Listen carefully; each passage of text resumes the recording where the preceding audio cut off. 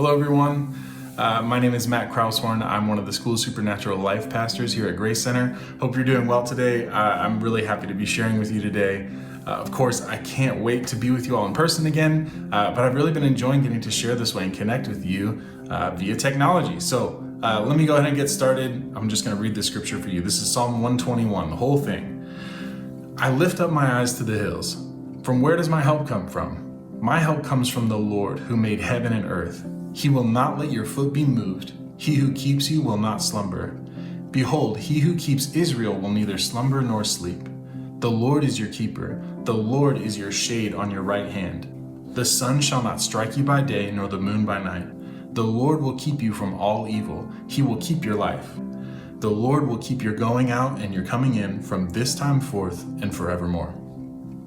So I love the scripture. This is a classic scripture. There are songs from the scripture and all kinds of things. But what I love about the scripture is that it's very thorough. It doesn't leave a lot of wiggle room for exceptions to the Lord's promise of provision and protection. Morning, noon, and night, he's paying attention. He will not let your foot be moved. He will even be a shade for you from the sun. He will keep you from all evil. He'll keep you alive. You're going out and you're coming in from this time forth and forevermore. That's very thorough, in my opinion. So I love the Lord's passion in communicating this to us. And so as I was thinking about what I wanted to share today, I was remembering that at the beginning of the year, the Lord had told me that this would be the year of the Lord's supply. And so he also told me that if I chose to receive the gift he was offering, that 2020 would be one of the best years of my life. And so I took that as a prophetic word for me and my family. I also shared it at Emanate. And he said that the gift that he was offering is that he wants to release people from the pressure of being their own God. And so as I was asking the Lord about that, I was like, what does that mean to feel the pressure of being my own God? I realized how easy it is, I think, for lots of us to kind of become consumed with the idea of survival, responsibility, all the things that we have going on. And before we know it, we find ourselves trying to occupy that position of Jehovah Jireh, of the Lord who provides. Whether it's through busyness or just the pressure of everyday life, we start to believe that we are solely responsible for our own survival, for our own provision, and really feeling the need to be enough for ourselves and for our families all on our own.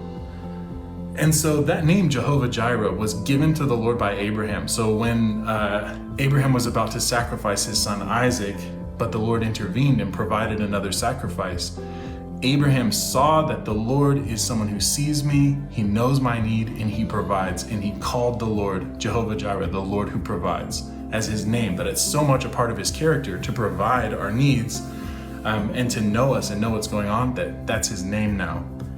And so I think that the Lord wants to give us this gift, and that is the courage to step out in faith that he is who he says he is, that he is bigger and more powerful than any circumstance that confronts us. So I know that 2020 has been a tough year. It's been a tough year for us. I know it's been a tough year for everyone for a variety of reasons, whether it's financial reasons, even just relational reasons of being lonely and not being able to see our friends and family at different times. And I felt led by the Lord to just encourage you to be bold and declare the truth about God over your life and over your family and what's going on. So this will look different for everybody, but for me, this looks like taking stock of my home where I live, of just taking authority as somebody who owns this place. I'm in charge of what happens here, and I'm going to use my voice and speak out and say, God, you are bigger than my job. You are bigger than my church.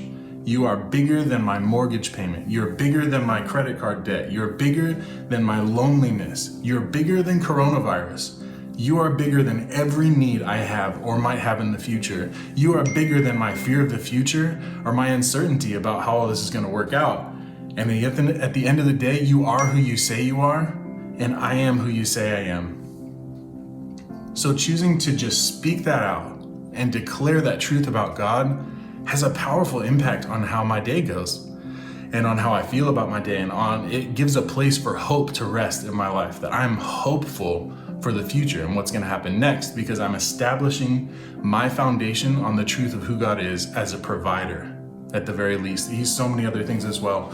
But so again, this will look different for all of us. So whatever your need is, whatever circumstance that's confronting you, be bold and speak out and say, God, you are bigger than this circumstance, and this circumstance has to bow down before you, just like everybody else. So be bold and courageous. Speak out loud.